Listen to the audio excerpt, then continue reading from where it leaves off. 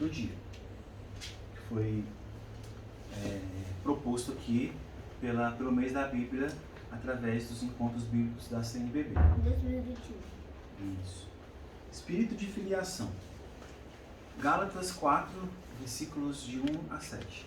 Explico-me enquanto o herdeiro é menor, e nada difere do escravo, ainda que seja menor de tudo, mas está sob tutores e administradores, até o tempo determinado por seu pai. Assim também nós, quando menores, estávamos escravizados pelos rudimentos do mundo. Mas quando veio a plenitude dos tempos, Deus enviou seu Filho, que nasceu de uma mulher, e nasceu submetido a uma lei, a fim de remir os que estavam sob a lei, para que recebêssemos a sua adoção. A prova de que sois filhos é que Deus enviou aos vossos corações o Espírito de seu Filho, que clama, Abba, Pai. Portanto, já não és escravo, mas filho. E se és filho, então também herdeiro por Deus. Palavra da salvação. Glória ao Senhor. Vou colocar aqui o micro-ondas para não passar muito tempo proposto. Esse mês da Bíblia porque a igreja propõe um tempo, cada mês, né? E esse mês ela propõe um tempo para nos aprimorarmos um pouco mais na escuta da sua palavra, né? Na escuta da sua palavra. A postura é escutar. Quem escuta sabe fazer a vontade de Deus. Quem escuta é pessoa de oração. E o fruto é ter uma palavra acertada para dizer na hora certa. Uma palavra acertada para se dizer na hora certa, no momento oportuno. Então, a escuta da palavra de Deus, a meditação da palavra de Deus, o estudo da palavra de Deus, né? Não que nos outros meses não é importante se ler, se estudar, meditar através da palavra de Deus, mas esse mês a gente dá uma ênfase. E a Igreja do Brasil, a CNBB, propôs o estudo da Carta aos Gálatas. E este conto de hoje fala da filiação divina como cumprimento de uma promessa, né? A promessa ela foi cumprida através da vinda do nascimento de Jesus, né? Através do nascimento de Jesus se inicia o cumprimento dessa promessa, que viria o Messias que traria a salvação ao mundo, né? Só que não entendiam como que seria essa vinda, né? Achavam que iriam vir um rei glorioso, né? Glamuroso, né? Com pompas, e não, Jesus nasce de uma família simples, de uma família humilde, e morre de uma forma pior na época, que é a morte de cruz, né? Então, Paulo tem um encontro com esse Cristo quando Estevão, né? Aqui está o filho primogênito, né? O filho Estevão, quando Estevão está sendo apedrejado morto, né? Paulo tem ali aquele primeiro encontro com o Cristo, né? Aquele Cristo que morreu e que nos trouxe a salvação. Então ele tem esse primeiro encontro com Cristo, e através desse primeiro encontro ele tem uma profunda intimidade, ele entra num profundo processo de conversão. E através desse processo de conversão, ele larga tudo e começa a anunciar esse mesmo Cristo ao qual ele perseguia. Daí ele começou a anunciar esse mesmo Cristo, né? Então, essa carta aos Gálatas, ele vai falar desse Cristo, né? Ele vai admoestar, ele vai orientar, até de forma até dura, que aquelas comunidades que ele formou ali estavam se perdendo daquilo que era a palavra, que era o segmento do próprio Cristo, né?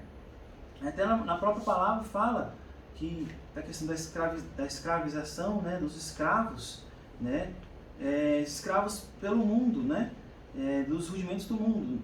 Para a gente trazer para a nossa vida de hoje, né, essa escravidão de antes, porque eles cultuavam os deuses, cultuavam os astros, né? Mas se a gente for trazer para o mundo de hoje, para a nossa realidade, o que é a escravidão para nós, né?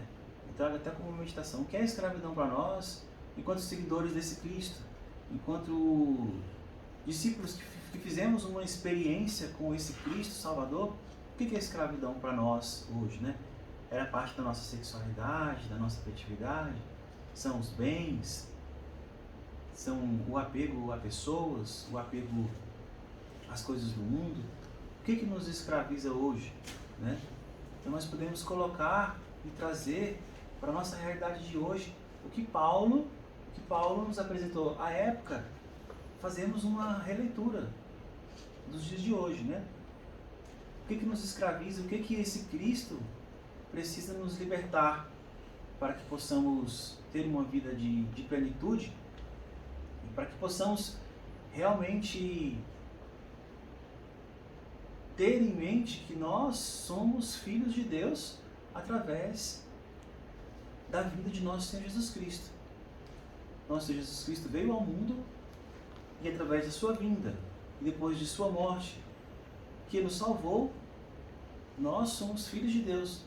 Podemos dizer que se irmãos de Jesus, salvos pelo próprio Cristo, também somos filhos de Deus. Então, a proposta de hoje fala da filiação de vida como um cumprimento de uma promessa. A promessa é a salvação, né? A própria salvação através da morte de cruz. A carta aos Gálatas, ela vem nos colocar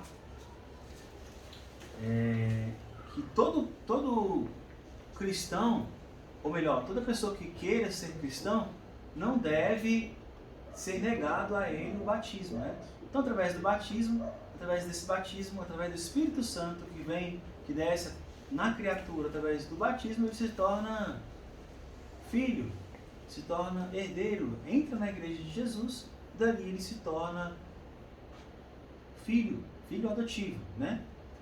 Através desse mesmo batismo, nós somos colocados na mesma posição, vamos colocar assim, de Jesus.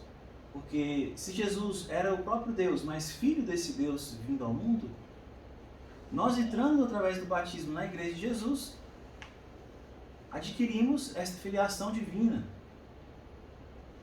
E nós, como seguidores de Cristo, devemos imitá-lo na sua morte de cruz.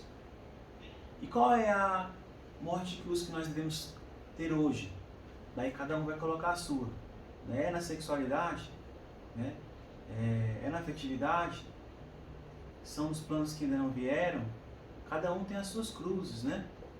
É um filho que usa droga, é um pai que é alcoólatra, é um filho, um esposo, uma mãe que não quer saber de Jesus, não quer saber de igreja, de repente numa dificuldade financeira, num desemprego, uma doença, nos tempos agora, né, que estamos vivendo. Cada um carrega as suas cruzes, né? A falta de aceitação pela perda de um ente querido. Cada um tem as suas cruzes a abraçar, né? Nós, diariamente, temos muitas cruzes a abraçar. E essa é a nossa missão, abraçar essas cruzes, assim como Paulo abraçou a sua cruz, nos convida também a abraçarmos as cruzes e não desviarmos o nosso olhar do crucificado. Se desviarmos o nosso olhar do crucificado, podemos cometer o mesmo erro dos irmãos da Galácia, de se perderem, de precisarem de uma orientação, de uma admoestação, né, para se colocarem novamente no caminho da cruz, né? Então, cada um de nós, através do batismo, recebemos a filiação divina, nos colocamos no nosso caminho de seguimento de discípulos, cada um pega a tua cruz, eu pego a minha cruz, você pega a sua cruz, seguimos esse Cristo crucificado diante das nossas dificuldades, sem perder de foco, sem perder o foco, sem perder de vista Cristo, o Cristo crucificado, né? Daí é que vem a nossa salvação, né? Nós somos cordeiros, porém, para merecermos esse céu, nós temos que passar por esse Calvário. E esse Calvário, que a igreja coloca como igreja militante, que somos nós, para um dia recebermos essa glória, precisamos também ser crucificados com Cristo, com os nossos espinhos na carne, com as nossas cruzes, com as nossas dificuldades. Podemos trazer para a realidade de hoje que Paulo faz o papel de um orientador espiritual. Daí a importância de se ter um orientador espiritual, seja um padre, seja um diácono, seja alguém que nos ajude, né, como um pedido de ajuda mesmo, para não nos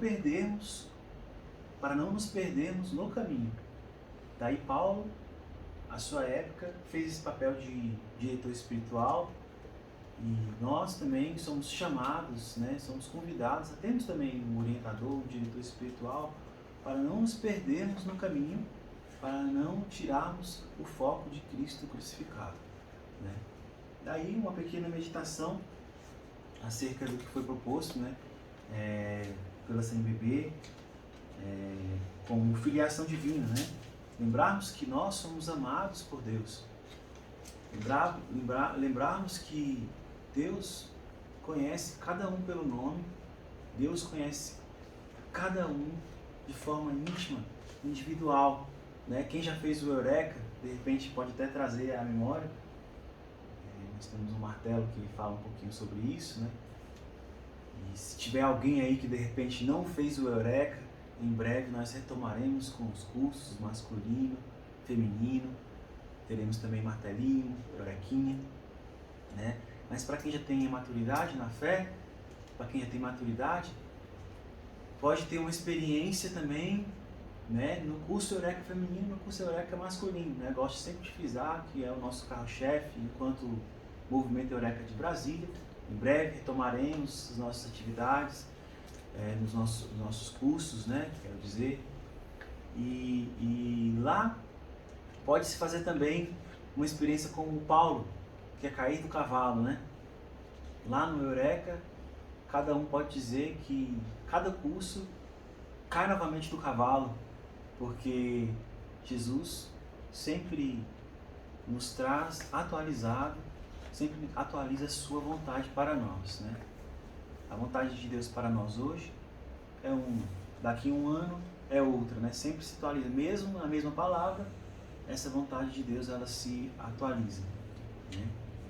Então é importante abraçarmos a cruz de cada dia, abraçarmos as nossas dificuldades com aceitação, com amor, com oração, sobretudo, para não perdermos de foco, para não perdermos o foco que é a nossa salvação. Porque no caminho nós podemos nos perder, nós podemos perder até a nossa fé. Se acharmos que nós, por nossas próprias forças, conseguimos, a gente pode perder até a nossa própria fé. Por isso é importante se colocar sempre em oração, por isso é importante se colocar sempre à escuta da palavra, para entendermos qual que é a vontade de Deus para nós no dia de hoje. Hoje é o dia mais importante, né? O dia de hoje é o dia mais importante. No dia de hoje Deus tem para nós uma missão. E amanhã, ainda não chegou, terá uma outra missão, né? Estamos falando aqui do Movimento Eureka de Brasília, temos como padroeira a nossa mãe, a Nossa Senhora do Perpétuo Socorro, e nós estamos hoje fazendo uma meditação da palavra, não esquecendo que nós estamos dentro da novena. E quem melhor cumpriu a promessa, e quem melhor cumpriu depois de Cristo a sua missão foi Maria. Foi Maria. Ela foi chamada, vamos dizer assim, convidada para ser a mãe do Salvador e se colocou à disposição, se colocou em disponibilidade e disse sim, né?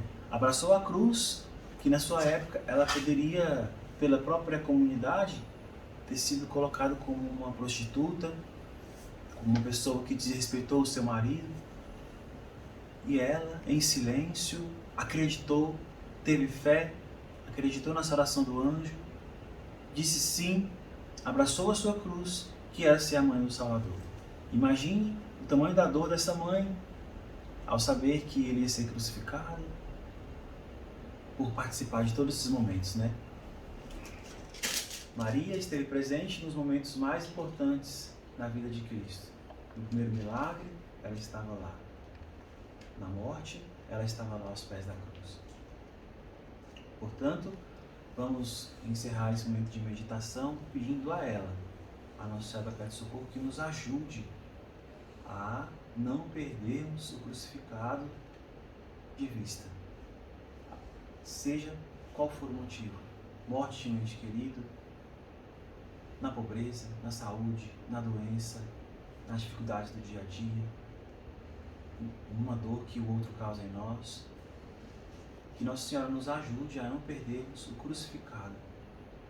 Que seja Ele o foco da nossa vida para podermos estarmos como filhos realmente na pátria celeste. E vamos encerrar fazendo a nossa oração do Magnífica, pedindo a Maria, Mãe de Jesus, a Virgem Perpétuo Socorro, que nos ajude na nossa caminhada, que nos auxilie a cumprirmos a nossa missão, a cumprirmos o nosso chamado. Então vamos lá, você que está na sua casa aí, Lucas 1, 46 a 55. E Maria disse: Minha alma glorifica ao Senhor, meu espírito exulta de alegria em Deus meu Salvador, porque olhou para sua pobre serva. Por isso, desde agora, me proclamarão bem-aventurada todas as gerações, porque realizou em mim maravilhas aquele que é poderoso e cujo nome é santo. Sua misericórdia Se estende de geração em geração sobre os que temem. Manifestou o poder do seu braço, desconcentrou os corações dos soberbos, derrubou do trono os poderosos e exaltou os humildes. Saciou de bens os indigentes e despediu de mãos vazias os ricos. Acolheu a Israel, seu servo, lembrando da sua misericórdia, conforme prometera a nossos pais, em favor de Abraão e sua posteridade para sempre. Glória ao Pai, ao Filho e ao Espírito Santo, Como era no princípio, agora e sempre. Amém.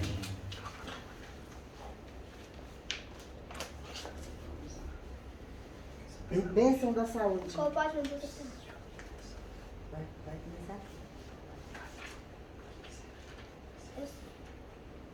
O Senhor esteja convosco. Ele está no meio de nós. Senhor Jesus Cristo, uni aos acontecimentos da vossa paixão e ressurreição os sofrimentos e as dores de todos que padecem e estão doentes.